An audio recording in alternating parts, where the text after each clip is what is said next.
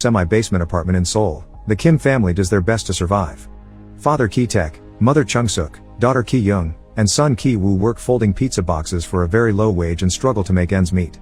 This makes them go as far as using their phones next to the bathroom window to be able to steal Wi-Fi, or keeping their windows open for the fumigator's poison smoke to enter the house and get rid of the bugs, even if they end up breathing it too. One evening, they're visited by Min Hyuk, a friend of Ki-woo's that brings them a scholar's rock from his grandfather's collection, meant to be an amulet for wealth. He also brings Ki-woo a work opportunity. Since Min Hyuk will traveling abroad soon, he wants Ki-woo to take over his tutoring of the daughter of a very rich family. Ki-woo has good English knowledge after his years in the military and trying out the university entrance exam 4 times. Ki-young can just fake his papers to pretend he's a university student since she's good with design programs, and it's not like his employers will look at them closely. The wife is very simple-minded, so having Min Hyuk's recommendation should be enough. Wearing his best clothes and with a forged document in hand, Ki-woo goes to the Park family's house, which is on the fancy part of the city. After being allowed inside by the housekeeper Guk Moon Gwang, he's interviewed by Choi Yeon-gyo, also known as Mrs. Park. Just as predicted, she barely looks at the paperwork and trusts Min Hyuk's word, but she wants to sit through the first lesson to check Ki-woo is a good, proper man. Ki-woo will be teaching the daughter Dae, who starts off as very shy and gets startled when Ki-woo suddenly grabs her wrist, but since it's only a gesture to comfort her when she's having a hard time understanding the exercise, she quickly softens up to him. Mrs. Park is happy with what she's seen, so she decides to hire Ki-woo and pay him well. After the first class, he also gets to meet her son, Da-song, who has joined the scouts and is obsessed with playing Indians. Ki-woo used to be a scout too, so he shows understanding, and when Mrs. Park shows him her son's drawings, Ki-woo gets an idea.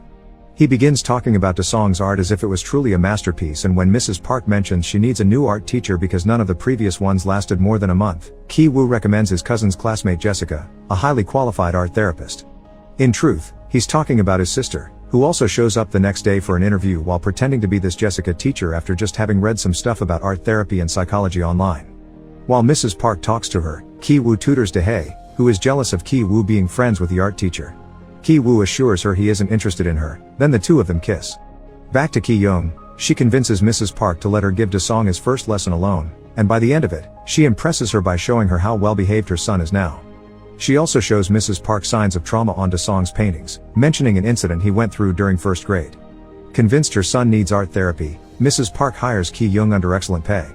Later that day, she also meets the family father Park Dong-ik, who offers his chauffeur Yoon to drive her home. Yoon insists to take her to her house, but wanting to hide she lives in a poor area to keep up the lie, she asks him to leave her at the train station because she's meeting someone. During that trip, Ki-young gets an idea and takes out her panties to hide them in the car. The Kim family begins eating better thanks to their children's new salaries while planning their next move. Meanwhile, Mr. Park finds the panties in the car and thinks Yoon has been taking lovers in the vehicle, possibly even consuming narcotics as well, because no one in their right mind forgets their underwear in a car. When Ki-young leaves after class, Mrs. Park takes the chance to ask her opinion about the driver, so she tells her about how Yoon tried to take her home instead of the station. Mrs. Park decides they'll be firing Yoon under some excuse not to start a scandal, and Ki-young swoops in, saying a mature employee is more trustworthy before recommending her uncle's old driver. Of course, this man turns out to be Ki-taek, who used to work as a chauffeur when younger. He goes for a test drive with Mr. Park, who is impressed by his good manners and his vast knowledge of the city that doesn't need GPS to reach his location. His driving is so smooth, Mr. Park doesn't even spill his drink when the car turns, so he hires him on the spot. The last part of the plan is the most difficult one. Moon Gwang is a stubborn, cunning woman that has been working in that house since it was owned by a previous family. Ki-woo learns from Dae that peaches are forbidden in the house because Moon Gwang is allergic, so he and Ki-young begin throwing peach fuzz at her when she isn't noticing.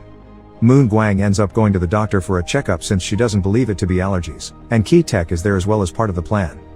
He takes a selfie by making Moon Gwang appear in the background, then shows it to Mrs. Park while telling her he overheard Moon Gwang say she has tuberculosis. At the house, when Moon Gwang begins coughing because of the allergies, he puts some ketchup on the tissues in the trash to make it look like she had coughed up blood. Ashamed to have a sick employee in the house, Mrs. Park makes Ki-taek promise he won't tell her husband about it, then fires Moon Gwang under some excuse, telling Mr. Park she quit. Mr. Park begins to worry about the lack of cooking and cleaning in the house, so Ki-taek gives him the card of a prestigious agency he almost worked for, giving Mr. Park permission to tell his wife that he got the idea. This agency supposedly provides families with trustworthy employees, but in truth, it's another ruse by the Kims. The phone on the card is a second number Ki-young got for this, and when Mrs. Park calls, she pretends to be a secretary asking for lots of official paperwork. Eventually, Chung-suk is hired as the new housekeeper and the whole Kim family is in. Song notices they all smell the same, but they realize it isn't the soap, it's the smell of their old cheap apartment. One day, the Parks leave on a camping trip and leave Chung-suk taking care of the house, so as soon as they're gone, the whole Kim family comes over to stay for a while.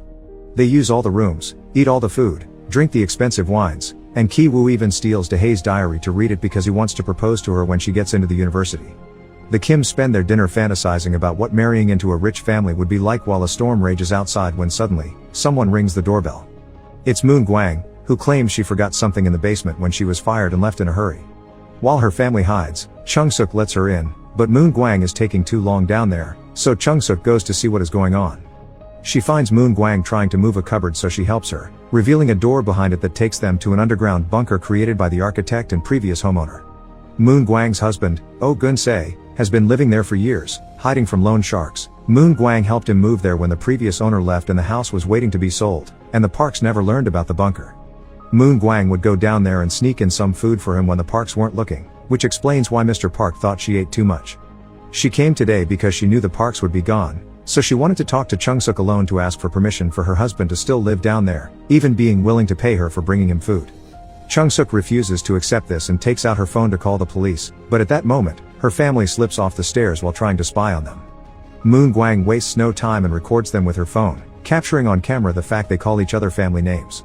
Now Moon Gwang and her husband have control of the situation, threatening to tell the Parks of their ruse if the Kims don't do as they say.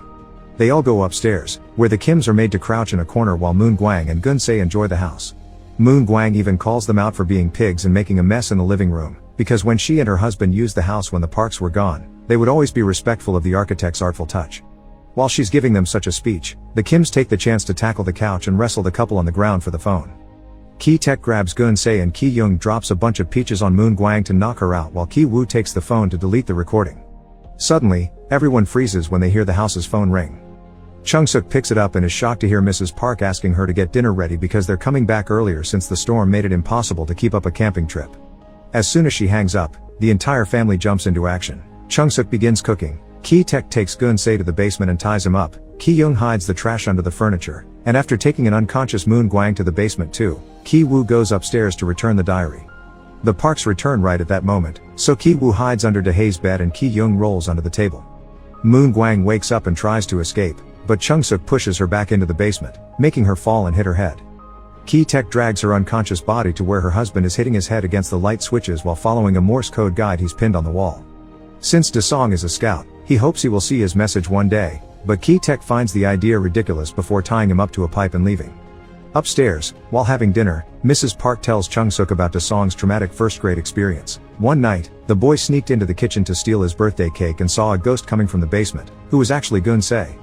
This caused him to have convulsions and foam at the mouth, and this is why he's been going to therapy since then and they're never home for his birthday.